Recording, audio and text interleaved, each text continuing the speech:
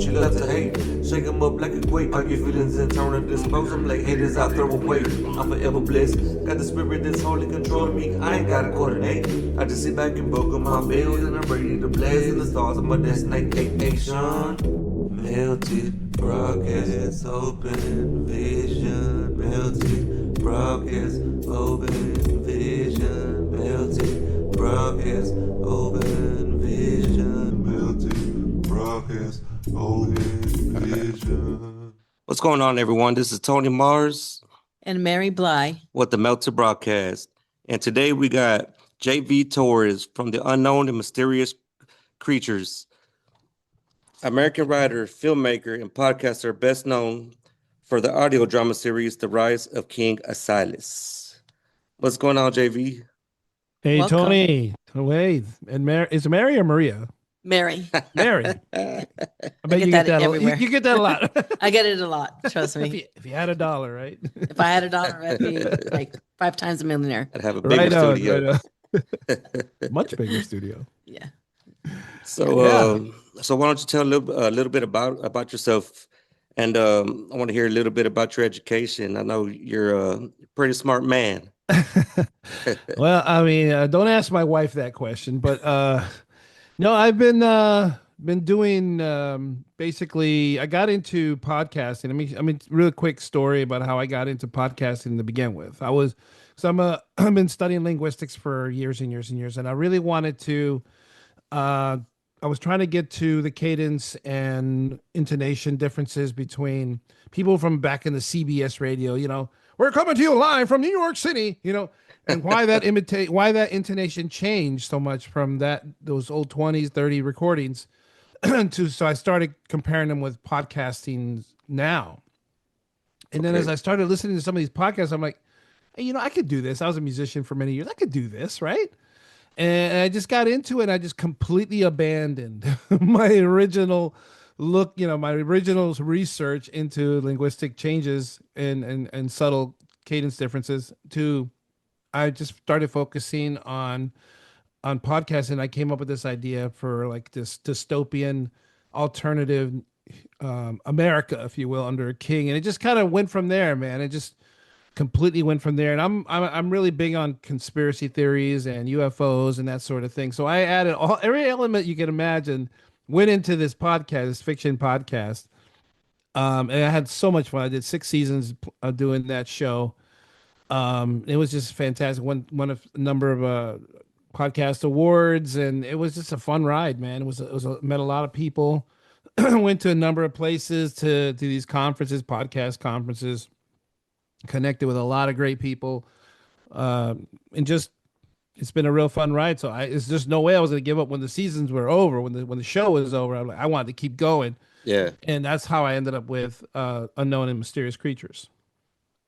And The Rise of King Asilas, I was kind of looking into it. Can you explain a little bit about it? So this really goes back to Trump's first election. Right. But it had really nothing to do with Trump. But it's just like everybody at the time was like, oh, you know, Trump wants to take over the world and whatever. And so it just kind of you had 2 camps. You had the people who thought that I was writing the story to kind of mirror what was going on with the whole MAGA movement. And then you had the other side that was like, yeah, no, this guy's he's just got crazy ideas. Right. And so honestly, it's really a satire more than anything else. There's really no modern politics in it outside of, like, you'll notice if you listen to the show, I do a lot of tongue in cheek, right? It's a lot of satire, man. I'm really poking fun at everything. Yeah. But it has a lot of horror elements to it, and people would, like, on X, or back then it was Twitter and Reddit, would send me messages about, man, like, this is really, like, horrifying, some of the stuff you're writing about, because, you know, you fast forward to now and you talk about like the Epstein files and that sort of thing, and all these things are starting to come to light about secret societies and people eating babies and all this stuff. It seems so like wild, but back then it was like, oh man, you're crazy. That stuff doesn't happen, right? So like now it's like, oh shoot, man, you really onto something. Like, how did you know this stuff? I'm like, I listened to Alex Jones. yeah, man. I mean, all this stuff's coming out with the Epstein files, and eating babies, and Ellen DeGeneres eating Yeah. supposedly eating her wife Yeah. that she Cannibalism. killed. And Yeah. I don't know if you've seen the video, like when they're carting her off into the Yeah. ambulance, and she just pops right up, and they kind of like push her down and shove her in the ambulance. Oh, That Jesus, wasn't that wasn't wild. suspicious. Now, was that Ellen Wild. or are we talking about Ellen Amy? DeGeneres, Oh, Yeah, okay. Ellison Generous, right. the Sounded like reptilian. Haitian. Yeah. So I yeah, mean, there's reptilians in the show, there's cannibalism in the show, all that stuff's in the show. And like I said, there was just no way I was gonna give up that kind of gore and darkness. I just once you're in it, man, you really want to stay with it. If at least on the fringes of it. I don't really want to be a part of that world. I just want to kind of observe. mhm. Is this the one that you said you were getting like a bunch of hate mail, and you had like a cult following or something? Oh yeah, King Asilas definitely had a lot of haters. But there was also a lot of cult members, like people just love King Asilas to the core to this day, and like they wanted me to. I'm actually working on a film about it. I've been working on it for a couple of years now, and it's a feature length film, so it's expensive. Yeah. Mhm. So like AI is coming into the mix now. So maybe now I'm going to be able to, on a much smaller budget, be able to complete some of the things that have been holding me back. When you have a show that's got so much, reptilians and aliens and all this stuff, like how you gonna do that without like CGI? How you gonna do that without Yeah. like some special effects, right? So I'm just like this guy. I'm a teacher. I don't make that kind of money. Yeah. So now that I've caught up to it. So now like AI is here. I'm like, okay, now we can really put it all together and make it look cinematic, like crazy.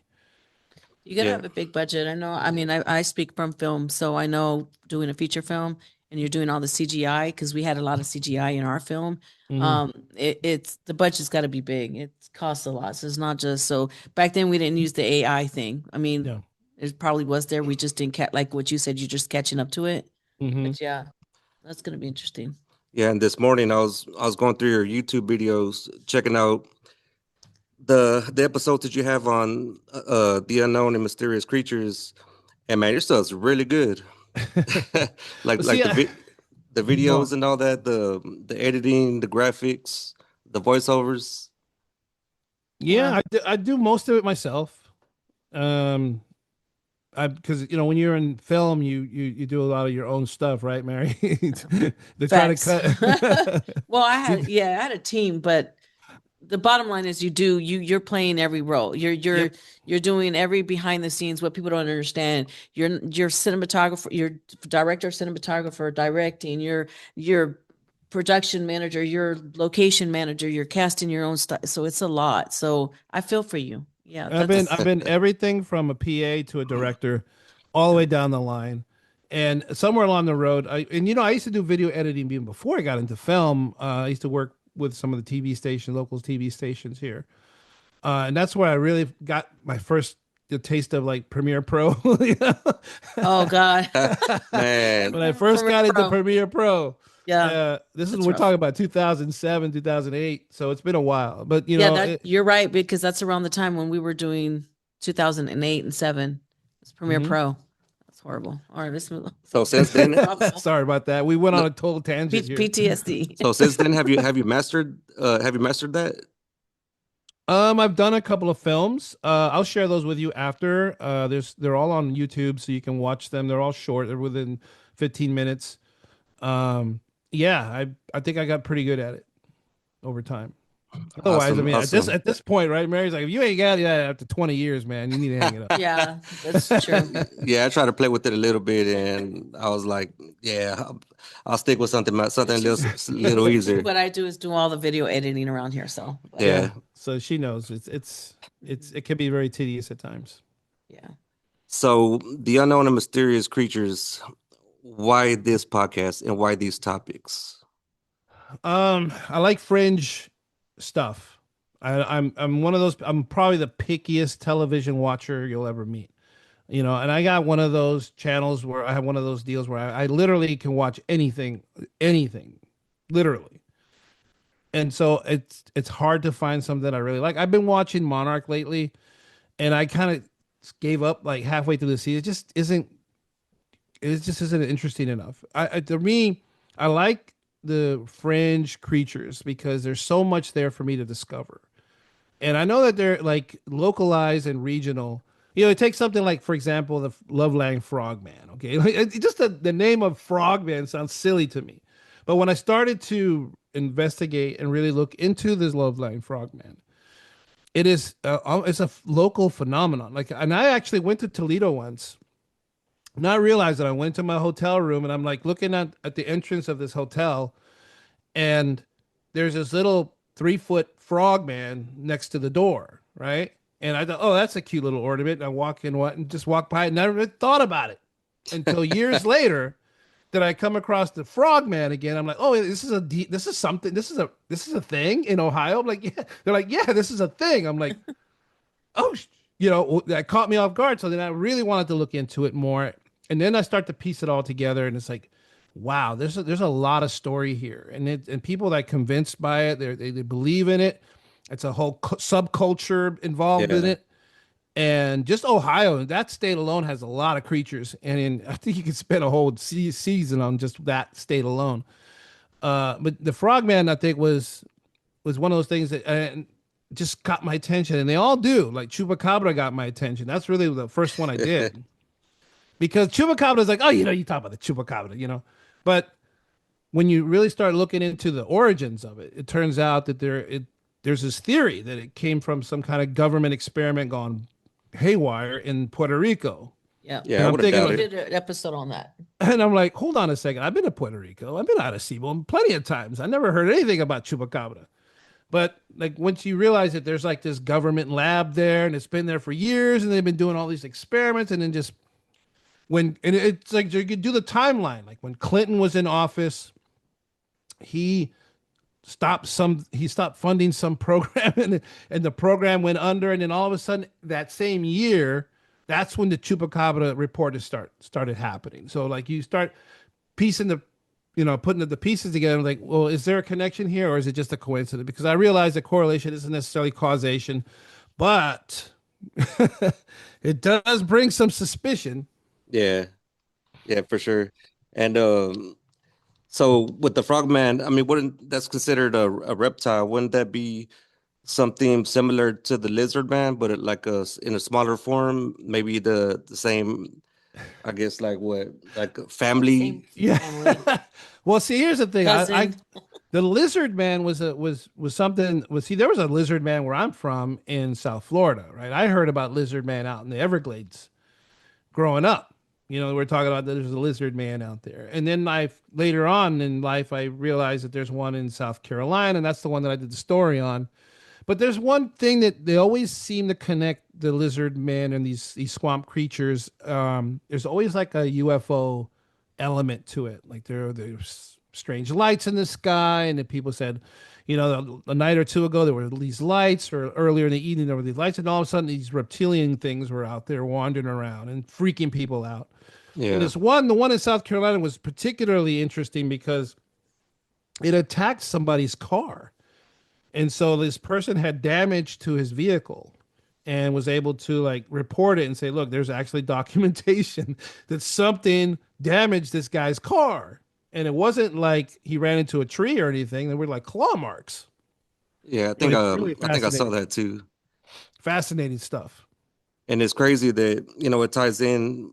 A lot of people say it ties in with UFOs and all that because they say that these lizard people, the reptilians, I guess shapeshifters, are tied in to like an ancient race that used to be here, like the Anunnaki. Enki, the snake in the garden. They say that he had like skin of a reptile snake. Same thing with Quetzalcoatl, the plumed serpent. Mm-hmm. It kind of, they're saying this stuff for a reason. Now, I have a question. Do you feel like there have been signs throughout time to indicate that this is real? I mean, because we're talking about the lizard man, but my thing is like, especially when it comes to movies or TV.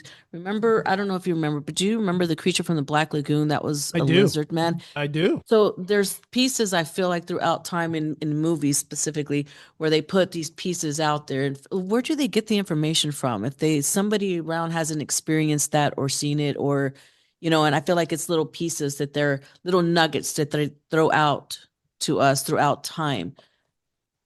Do You you know, believe that they do that? As somebody knows something, you know, Dave, from well, I mean, you way can back look at when. you. Well, it depends. Okay, look, you can look at it from a secular point of view and say, well, maybe there's this there are these people that say that there's some kind of underground civilization and the aliens aren't actually from another planet. These reptilians are actually from within the earth or maybe Antarctica or some other spot where we can't get, or maybe even in the water, like deep in the ocean, right? yeah, And then you could take the religious, the spiritual look at it and say, well, the reptilians, the garden, the snake in the Garden of Eden, and all throughout, you have demons, and so sometimes people equate these reptilians with demons as well.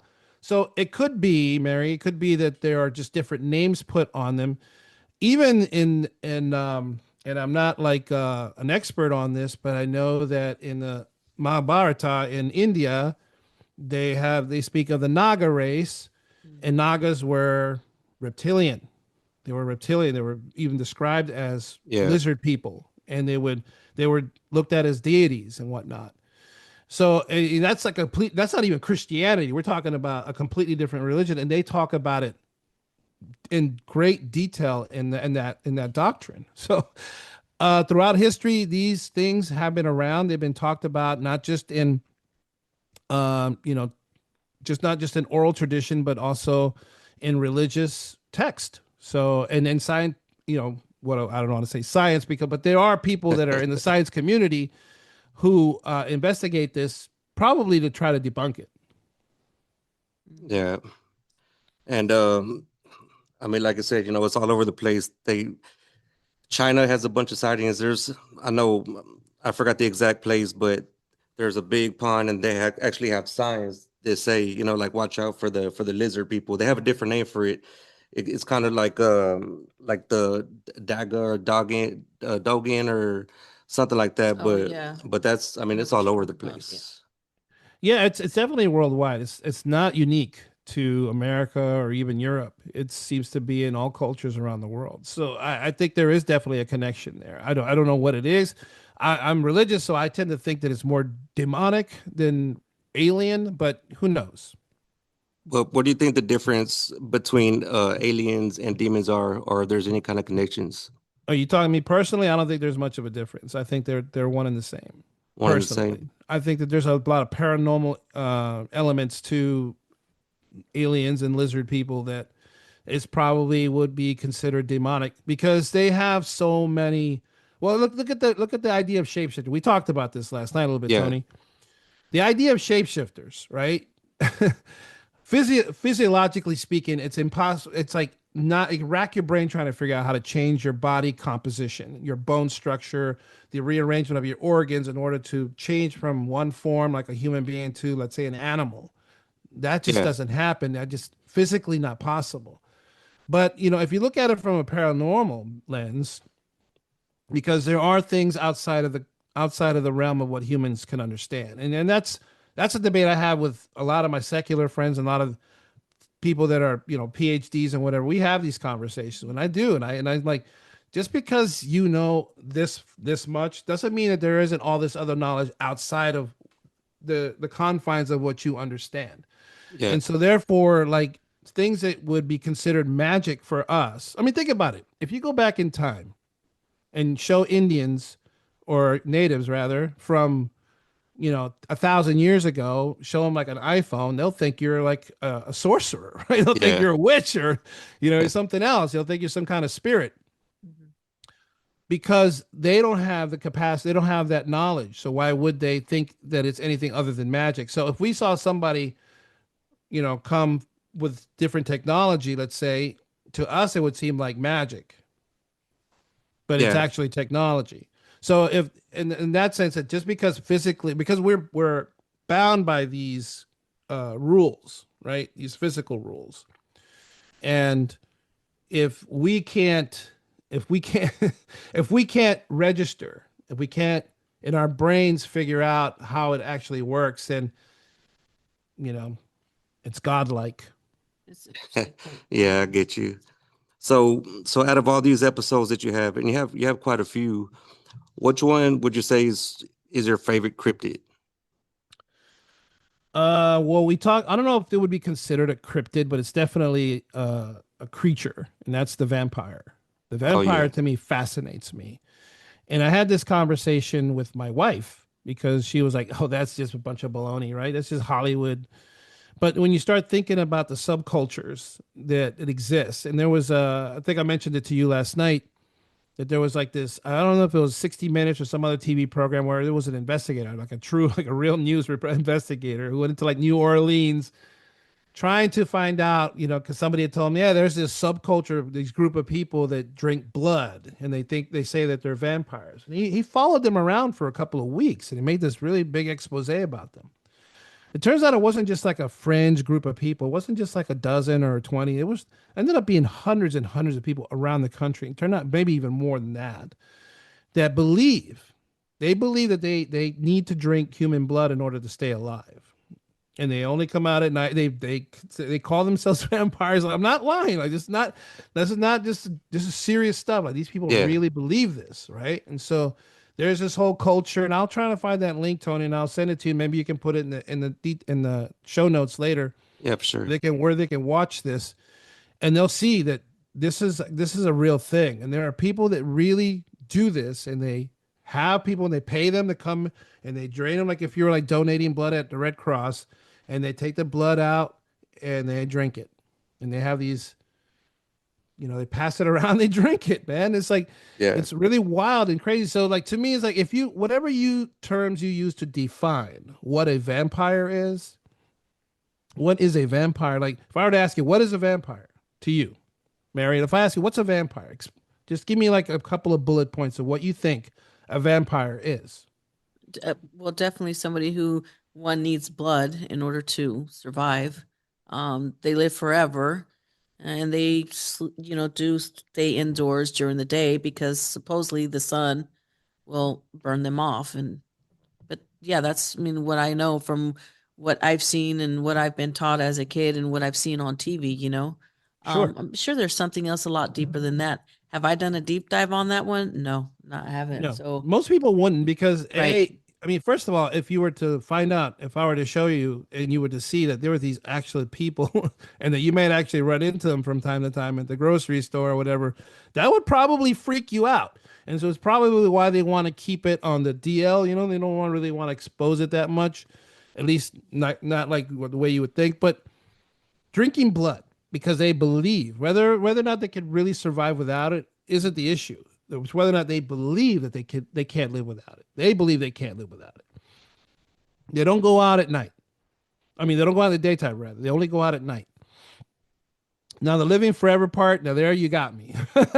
As far as I know, they don't live forever. But there are like these conspiracy. You can look up what uh, some of these conspiracy blogs talk about, these other YouTube channels like to talk about the elites when they drink blood or when they eat children and that sort of thing. They believe that they can live longer. They have yeah. a youthful element in the, I can never pronounce the element that's in the blood. It was Adrenochrome. adrenochrome. That's it. That's it. See, you've done it before.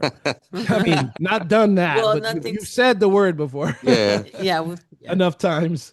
yeah, and it But kind of. No, go ahead. no, I was gonna say that's there's this whole like cult, and that is demonic, by the way.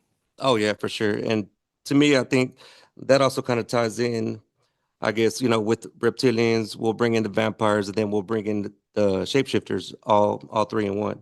Because you think vampires, the one thing that you didn't mention, they could shape into bats, Oh, yeah, shapeshifter. shape shifting. They're drinking these, all this blood to. Okay, so you got celebrities like I wrote a few down. Keanu Reeves, Oprah Winfrey. I've seen her on TV. She looked bad. She was old. She could like hardly walk. And then like a week later, she's doing another interview. She looks like she went back in age like 20 freaking years.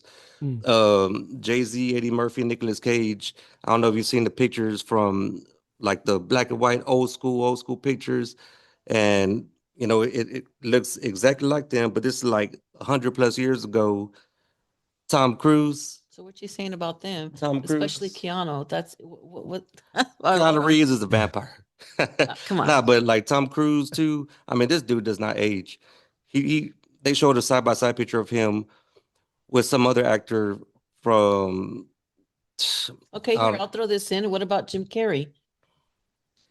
What do you think about that situation? I think Jim Carrey has been taken away from us, sadly. Yeah. Here's the Yeah. thing. Here's the thing. Back when you asked me about the vampire thing, back in the day, I would have been scared out and and think, but now now after what we've been going through, what we've experienced, everybody we talk about, just our like my own personal. Now it's kind of more like, well, what really is going on, So there's something a lot more to it than just, what I would have thought 20 plus years ago. Nothing surprises me now. The Jim Carrey thing, I do believe he's been gone. He's been long gone. And if people don't believe that there is such a thing of cloning and eating babies and all, I mean, that's everybody's, everybody has their own opinion and we respect that. But that's a whole different, rabbit hole we could go down on another episode. I'm just saying nothing surprises me anymore. Yeah, So, for sure. Well, the rich play by different rules. We know this. We know that the Right. rich live by a completely different set of rules, and they get away with a lot of stuff that we don't even know about. that I And agree with. there's I mean, the youthful aspect of it. It's been long rumored that drinking blood, especially children's blood, supposedly it's like a rejuvenating, youthful kind of thing. And I get what you're saying, Tony. Yeah, there's no reason. Those people are on a completely they're in a different world than everybody else. And so we don't know what they do behind closed doors, but we do know this. We do know that they stick together to the death. That Yeah. we know. That's true. They don't mingle with the rest of us commoners out here, and if they do, it's probably you better watch your back because you're gonna wake Yeah. up someplace and you're gonna be like on Epstein's island or something. Yeah. Just like Yeah. let the it's there's a reason why the devil makes deals with people, right? When you sell your soul to the devil, that old adage, that old saying, you belong to him at that Yeah. point. And so they over there, and that's why they nobody listens to Hollywood anymore. Why would we? Those people are creeps, man. Yeah. Well, you heard it here on the Melts broadcast. So Creeps, what's man. your whole take right now on this whole the Epstein files being released and the people who are getting called out for it, and what's the Zorro Ranch? I believe it's being raided right now. They already found like two foreign bodies of two foreign girls or something. Yeah, none of that stuff is any bit surprising. I think all of us that have been in reading on these conspiracies and blogs and Reddit threads for decades now at this point, most of us are just like, okay, yeah, okay, you guys are just now finding out. We've been telling you this for a long time. You Right. thought we're all crackpots. You were all saying, "Oh, you guys are crazy," and Right. now it turns out, no, we weren't crazy. And now that the chickens have come home to roost, as they say, and Yeah. people are waking up to the realities that the monsters aren't. You know what? At this point, the lizard man and the frog man and all these aliens, those aren't the monsters, man. Right. I mean, The real monsters are the Jeffrey Epsteins of the world. Those are the real monsters. yeah, they are. Those are the real vampires. Yeah, people have. I mean, there's quite a bit of people that have been talking about this Epstein files for the longest time. There's even one particular person that we've talked about multiple times, and I followed her for a few years. She's been saying the same thing for years, and everybody thinks that this girl has lost her mind, that she's crazy, and now look what's happening. And you know which girl I'm talking about, the one from the Getty. I forget her name. Oh Allie yeah. Carter. Yeah, Ellie Carter. Ellie Carter. She's been saying that for the longest time. But her and there's several other people, that were childhood actors that have come out and they've been saying this for years. Corey Feldman. Oh yeah. I mean, now you're talking. Now we're venturing into the weeds, man. Now you're going into like this whole pedophile ring that they got Yeah. going on. Oh man, that's now we're going into this But deep, she deep, also dark area. Yeah. but they've also mentioned not just that, but the baby killing, the drinking of the blood that for the adrenochrome and all that stuff too. So I mean, it's So not. Mary, so You're can right. I It's ask? not news to us. So But can I ask you a question, Mary? Do you sure. believe that vampires are possible, knowing what we just talked about? I do believe it is because here's my thing. And I've said this before on plenty of times on the podcast. I'm a person that believes in God. I also believe Mhm. that because there's a God, there's also a devil. Do I believe in Absolutely. good and bad? Absolutely do believe in that. So if I believe in those things, then why wouldn't I believe that there's ghosts, there's aliens, there's vampires, there's all these other things. Oh So yeah. if I believe in that, then I do actually believe in, all that. Now, like I said, I haven't done a deep dive in it, and nor do I, to be honest, I probably won't do that. But given the experiences that I've had throughout my life and the things that I've personally have gone through, and I speak about these on my own personal podcast and on spoken about it on the shows. Yeah, I do believe in that. So okay, and as I'm Catholic, right? And so all these things that are going on for me, they're just I look at them through that lens, And I remember when my mother, may she rest in peace, would always say, those are demons. They're all connected. Eventually, all roads lead back to Satan. That's what my mom would say. Like they would always, doesn't matter what it is. It could be a witch, could be a vampire, could be a UFO alien. It could be all these things lead back to Satan. That's what my mother would say. And so that's why sure, of course I'm going to investigate chupacabra. Of course I'm going to investigate zombies and lizard man and, demons and the flatwood monster and all these other things because I have a feeling that, let's not forget what the devil's, what he's known for. He's the trickster. Mm-hmm. He's the father of lies. He rules this planet, man. So he's gonna play games with everybody. So yeah, I do believe that all these things are out there, and there's probably evidence of all of them. People could laugh at it and say what they want, but who's getting the last laugh? I think is the devil himself. Yeah. I'm more of a, well, same thing. I believe in all this stuff, but so I'm a man of the multiverse theory. Okay. Yeah, so Okay. I believe everything is possible, anything is possible. Okay. Yeah. Now, Yeah. whether No. it's Hey, good or bad, sure. but the Hey, look. yeah, but yeah. I said early on that there's the capacity of what we know like fits right in here, but there's all this space out here of stuff we don't know and stuff that we don't understand. Mhm. We're not capable of understanding it, and so we have to rely on what we do know. And sometimes that ventures into folklore, stories, Yeah. nightmares. Yeah. Didn't I'm not sure which pope it was, but had like made a speech accepting if there was alien beings, they'd be accepted. Yeah, I think that was a pope that said that. I don't know which one it was. It could have been Benedict. Sounds like And something he would do. and Um, yeah, he was talking about is like in anything that was created by God is a children of God but or let's not something. forget, Benedict was also one of the Hitler Youth. Oh, no way. People forget. No, people forget that. Pope Benedict was one of the brown shirts as a boy. Yes, he was. Absolutely. The Catholic Church likes to gloss over that stuff. Oh, that was a long time ago. Oh, God. What's it called? The statute of limitations or It's over. Stop. that, Yeah. that Just thing because always. I'm Catholic doesn't mean I don't critique my own religion. Okay. That's good though. That's Mm. cool.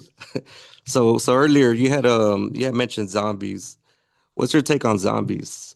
As So popular as it is. zombies is something that is fascinated as all hell to me because most people again it's just like the vampire, the side-eyed, okay, right, okay, sure. But when you start thinking about like what a zombie is, if I ask you a question like, Mary, what is a Why is it zombie? always Mary? What? All right, let's spread the wealth around. Tony, Please. what is a zombie? If I ask you, give me 3 bullet points. What is a zombie? Um, dead, undead, dead but Mhm. undead, Dead but undead. a Yeah. carnivore, meat eater. Do you know Ye- where the origin of it came from? I don't. I had heard something about it a long time ago, but I don't really remember what it was. So the zombies actually, it's a store. It's actually a word that came from the French Creole. It came from like Haiti. I think it was zombie. I think it was the original. And what it was is it stems from the voodoo religion.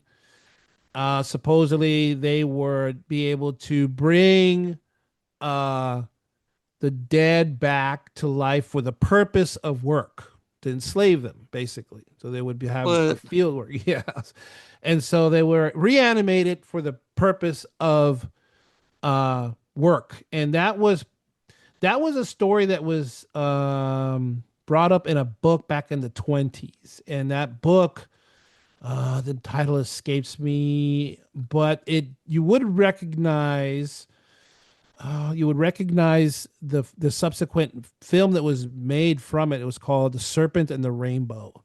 And that came out like in the 90s, I think, with Bill Pullman.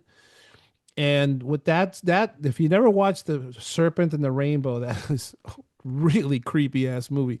But what it does is it shows you that there's this concoction of in that movie they weren't really dead yet. They were given It was given an elixir of sort, and so that would cause his body to like everything would slow. His heart was slowed like to the point where it wasn't even registering a heartbeat.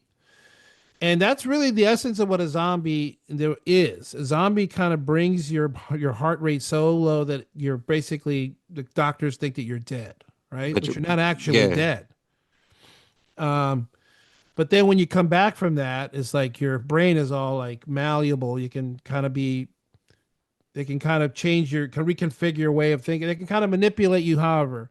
And that's the whole point of the zombie. The zombie is really, it's not like The Walking Dead where they go around racking people's heads open and eating their brains. It's more like yeah. They a weren't an slave. eating monster. They were No, slaves to the sorcerer. they were Yeah. slaves to the They sorcerer, were. right? Exactly. And so in that respect, then okay, now let's bring this to modern times and to just the local streets here in Houston and Philadelphia, where I'm from, or I'm close to where I live. I live in Baltimore. Are you familiar with this drug called Trank?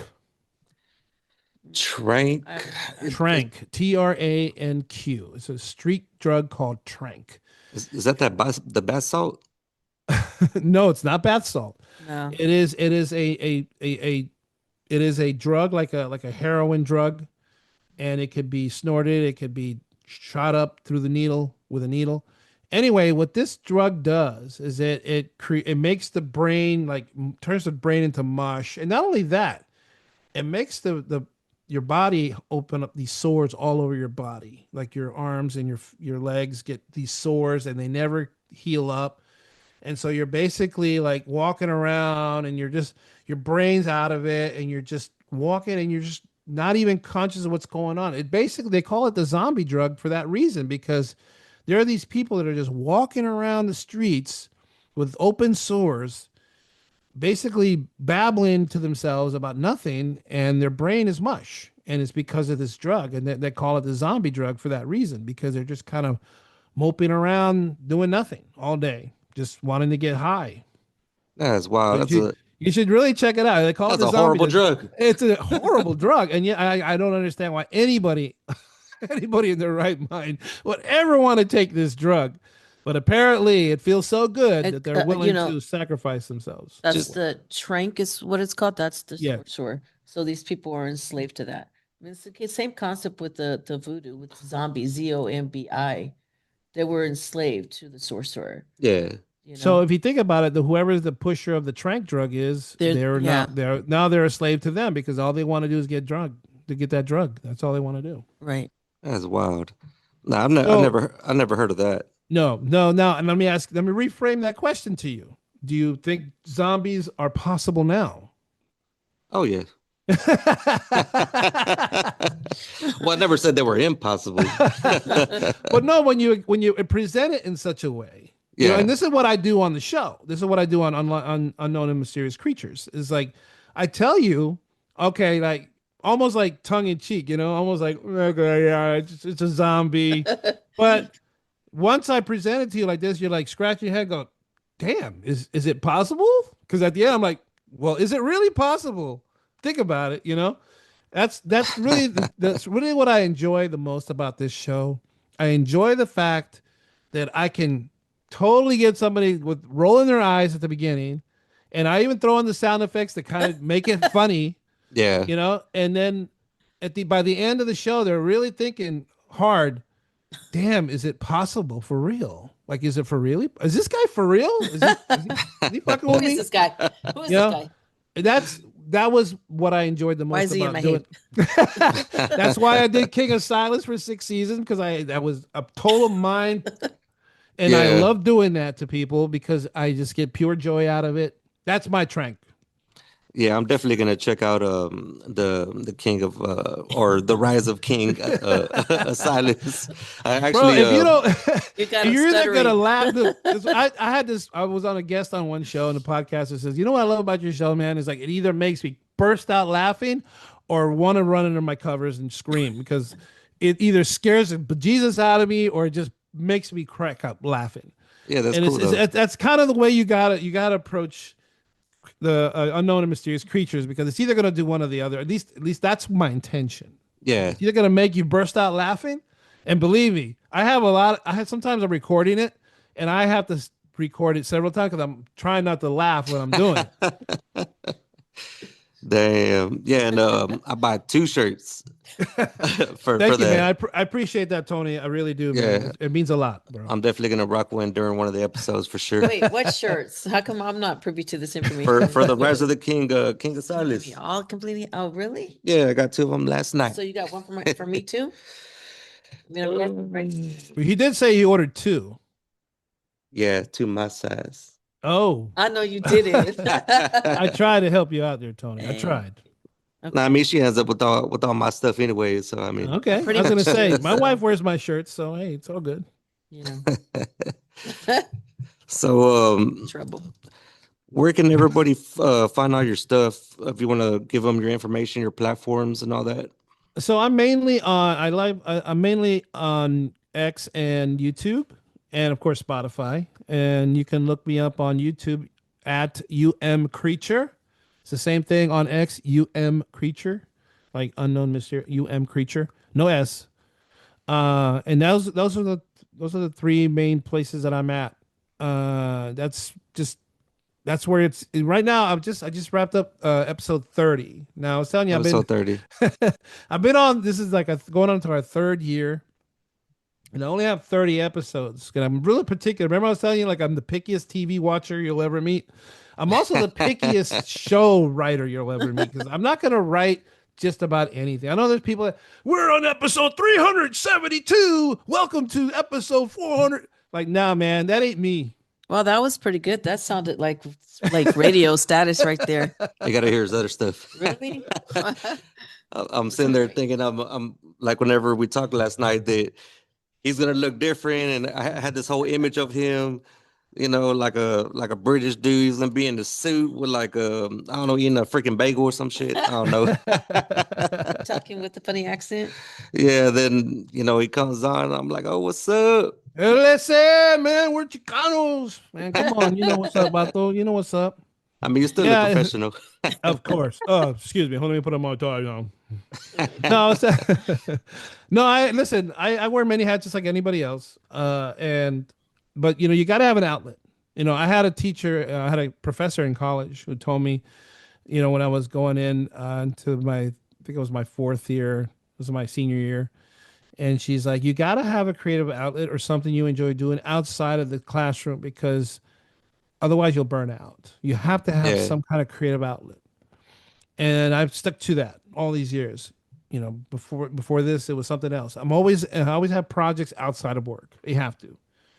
It's what keeps my juices flowing, as they say. Yeah, I've got like a billion projects I do on the side too. Yeah, You're she like me, does. Mary. It's like you don't know when to Well, I turn it don't- off. Right. And my problem, and that's what I work full time. I have my separate business. on social media. I also podcast. I also I'm an artist too, so I have a lot of canvas work here. I don't know when to stop. So they always accuse me of, you don't know how to just sit down and watch TV for like 5 minutes. You don't know. Oh, I don't we know. wish. I don't know if you're like me. I wish I could. Well, I don't have time. I got a lot of The only things going time I on. do, Mary, and Mary, you're probably like me. The only time we do that is when we're sick. Right. Oh, when she's sick, she's out. Yeah. When we're sick, we're just laid up on the couch and Netflix, and Well, then it's not even order. Netflix for me. It's like literally I'm out. Like I completely shut down and I'm out. But yeah, Yeah. he always There, tells me. when you get sick, like people like us, when we get sick, it's like devastating. Like we just sit there like a log. At least I do. It's horrible. I think about the things that are not getting done and I start stressing and it's like, oh man, why am I sick? Yeah. You know what you didn't ask me about? You didn't ask me about the skinwalkers. Well, let's jump You into got it. that written down? Did you miss your Do. notes? Normally I do all the notes. Let's jump into the skinwalkers. Yeah, Now, let's talk about that. The thing about the skinwalkers is so fascinating to me. Skinwalkers are fascinating as all hell to me because that has everything. It could be an alien. It's got Yeah. shapeshifters. It's got indigenous spirits. It has monsters. It's got everything in there. It's all those things wrapped up in one, including demons. Skinwalkers, to me, I think encapsulates all the horror you can imagine in one being, or maybe a group of beings. And I know they said that one guy from like the History Channel down there that was at Yeah. Oh. Skinwalker Ranch. Ranch. Yeah. That guy from NASA, whatever that guy, the blonde guy, I can't think of his name off the top of my head. Oh, yeah. That physicist dude. Physicist guy, Yeah. brilliant Yeah. guy, brilliant guy. And he was just like scratching his head going, I don't know what the heck's going on. But it was creepy. It was creepy, man. It was really creepy. And I did an episode on skinwalkers, not knowing what to expect. So of course I go into the belly of the beast, man. I go into Reddit, and I'm not a big fan of Reddit, but I'll go there, right? There's some crazy stuff on there. Man, Yeah. it is just wild west the stuff on Yeah. there. No crazy. shortage of stories, and you just don't see the problem with Reddit is like you can never tell if it's real or not. You can never tell if the guy is just sitting there smoking a joint and writing some stuff, or or if it's like a legitimately some guy that's freaked out. So I you got to take it with a grain of salt all the time. But let me tell you, some of the stuff in there is creepy. If for nothing else, if you only look at it through a literary lens, some of this stuff is pretty wildly written. And if the purpose was to impact the reader in such a way that it makes the hair on the back of their neck stand up, okay, mission accomplished, man. Some of that skinwalkers to me is, I'm not normally scared of any of this stuff, but for whatever reason, Skinwalker just creeps me out, man. Yeah. It does. Have you seen the picture of the supposed the skinwalker that ran across the freeway and it was caught on the little camera? I think it was on. I think I saw a reel of it. Yeah, it was like on all fours. Yeah.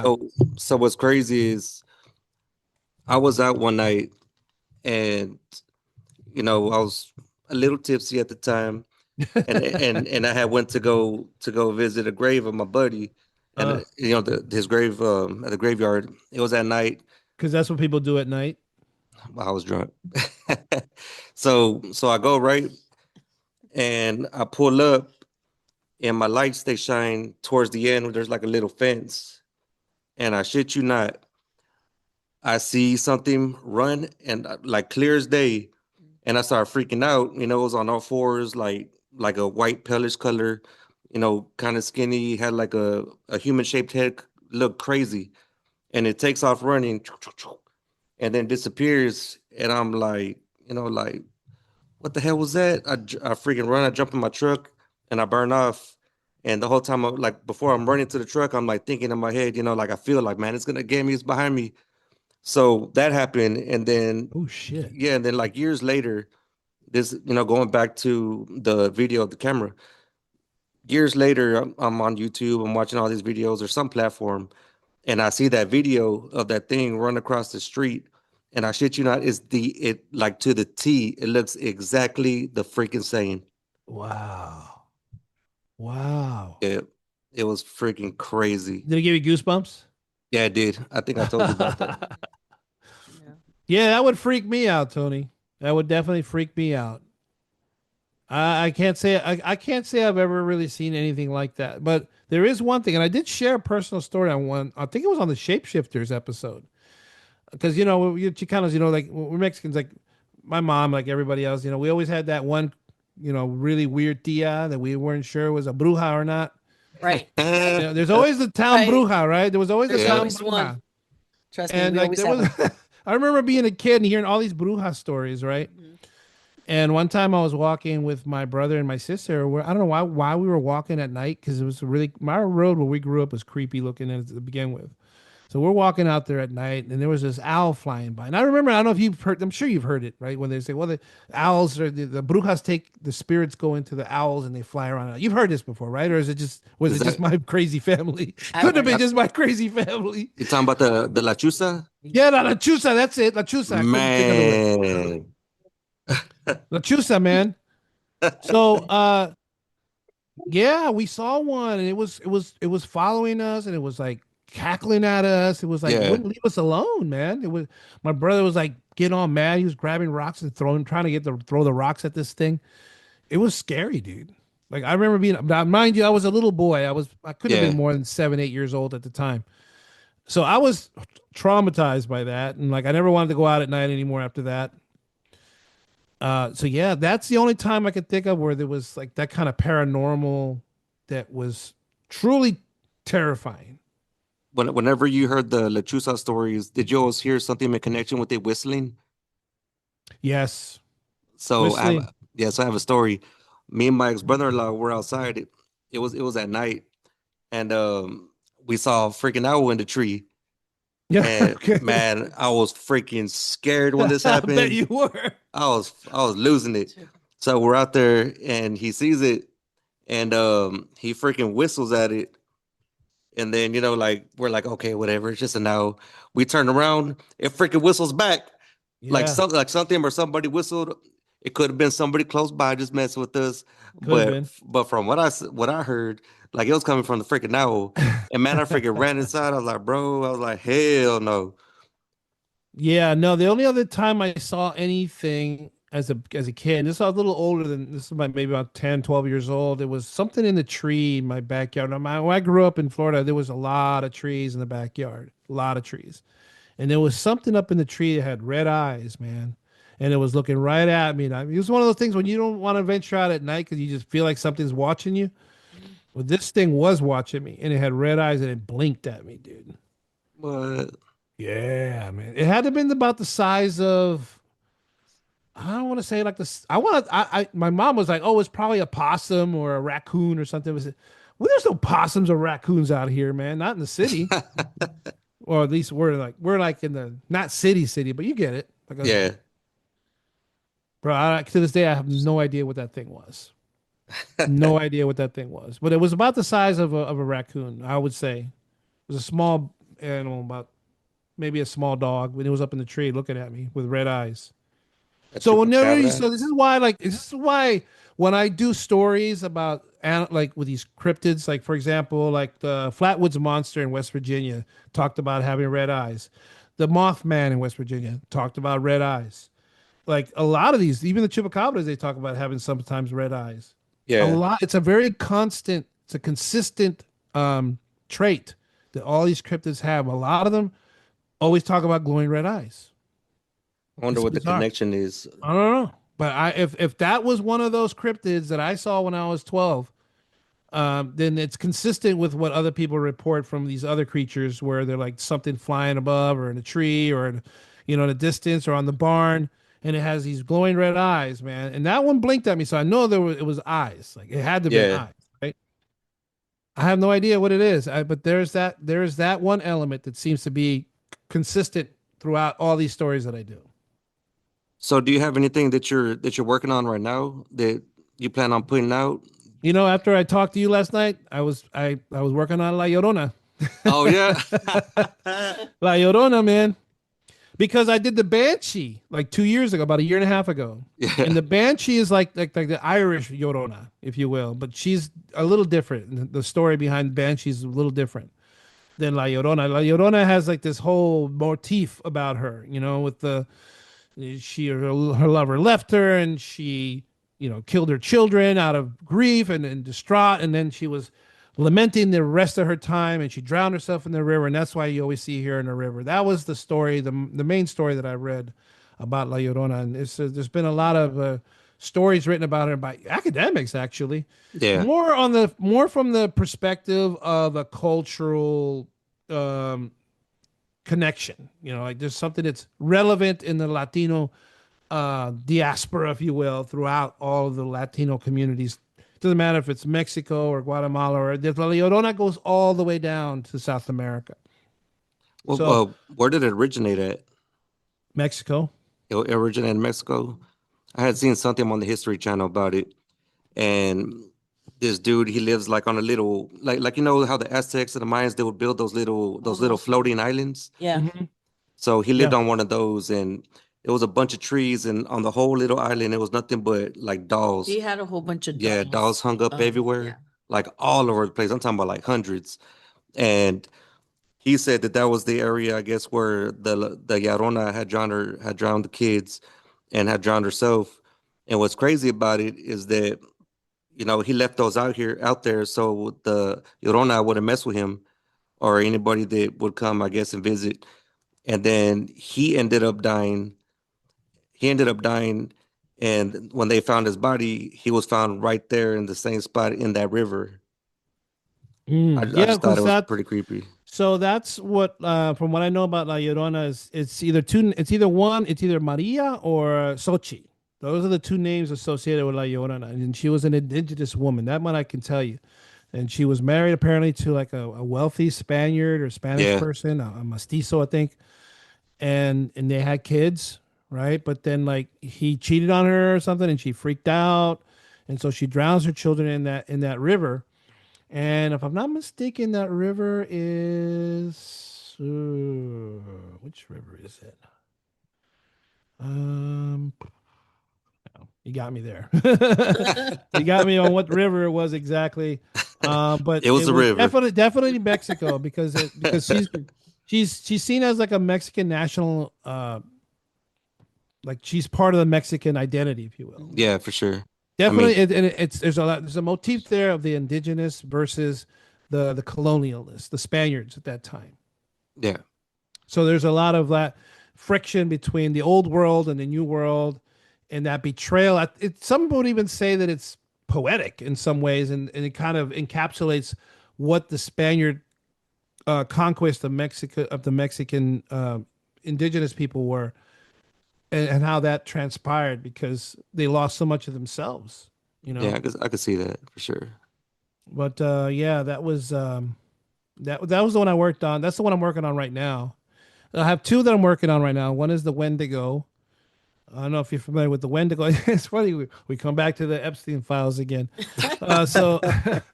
So you notice, like in the Epstein files, you notice these pictures when they have these secret meetings and these secret dinners, and they see them wearing these headpieces, right? And sometimes they're antlers. Like, Oh yeah. and so if you ever see a picture of the Wendigo, it looks like that. It looks like the head of some kind of deer, and it's got antlers, but it's like the body of this like man, or this kind of weird, creepy, skinny man. Are you familiar with the Wendigo? That's another indigenous I'm not. story. I think I've heard the name, but I've never like really looked into what exactly it was. Yeah, I don't know either. Yeah, but it's I know I didn't really know about it either, because it's an indigenous story. I'm gonna have to look into that. But that's the one I'm doing, that one, and of course I'm doing La Llorona, which is, yeah, it's pretty deep, man. It's deep, and in some ways it's personal, because there's a lot of my roots. Yeah, for sure. But which one? La Llorona? La Llorona. Oh, yeah. Yeah, I think most Mexicans or people from the South or indigenous have grown up hearing the same stories, La Llorona, Yeah. the don't go out there. She's gonna get you. Don't go out there playing. We gotta be careful with the chusas. We gotta be careful with la La chusas, Llorona, the chupacabras, lizard men, chupacabras, cucuy. anything Let's fast. not forget the cucuy. Yeah, the freaking cucuys. Yolanda. I'm not gonna lie. I used to tell that to my little kids too. Yeah. No, you guys keep acting bad. The cucuys are gonna come and get you and take you away. And they start freaking out. Oh, you serious? I'm like, Yeah, yep. serious. Keep it up. It's so funny. There's this one. Well, it's not funny, but it's like thinking about I think it was at the end of the Banshees episode. If you ever listened to that one, I talk about that's what the Banshee was too. Like the people would tell their kids, "Don't go out. The Banshee will get you. She'll get you." Right. And when you look at the stories coming out about Epstein's Island and how they would take these kids out to the island and you never see them again, maybe the cucuy was real. Maybe it was. It was, another one of these mysterious creatures. Definitely a mysterious creature. Definitely a monster. Yeah. Well, I think we're gonna go ahead and wrap it up right here. Sure. Yeah. Yeah. It seems like the right time. Yeah, and once again, if you want to tell everybody where to find your stuff at and where to get your merchandise, get two t-shirts. Get some. It's a minimum 2 t-shirts, please. One for yourself, one for Yeah, Maria, and don't one for be- Mary. I'm sorry, not Maria. Yes, Mary. Mary. Don't be greedy. Don't be greedy. La Llorona. When you order a shirt, please Yeah. order a second one for your For significant or Absolutely. significant other or your spouse, please. Oh yes. Oh yes. I'm And if you encouraging have this, children, get recommending. one for them too, because you want them to be wearing that Represent. that warning. Keep the cucuy away. Okay. Yeah, my kids definitely got some other broadcast shirts. Yeah, you go to tpublic.com/user/King Asilas. I'm sure Tony will put the link in the Yes. show notes. For sure. Look me up on X. Please follow me at UMCreature. I'm also at YouTube at that UMCreature. Watch the videos. Listen to the podcast on Spotify or wherever you listen. If you listen to Apple Podcast or if you listen on any other platform, we greatly appreciate it. Subscribe not only to me, to Tony, and to everyone else involved in this program and Mary's other projects. I'm sure she'll have her links in the show notes as well. Just thank you all for keeping it real and keeping your eyes open for more unknown and mysterious creatures. Hey. All right, man. Thanks for coming on. Thank you so much. Thank you. It was a pleasure, man. Let's do it again. One of these days you got to be on my show. Oh yeah, we'll set it up for sure. Okay. You guys have a good night. All right, you too, man. Bye. All right. All right, Peace. bye. People say that I'm one of the greats, I'm the one that you love to hate. Shake 'em up like a quake, pop your feelings and turn and dispose 'em like haters I throw away. I'm forever blessed, got the spirit that's wholly controlling me, I ain't gotta coordinate. I just sit back and buckle my bells and I'm ready to blast in the stars of my destination. Melted, broadcast, open vision. Melted, broadcast, open vision. Melted, broadcast, open vision. Melted, broadcast, open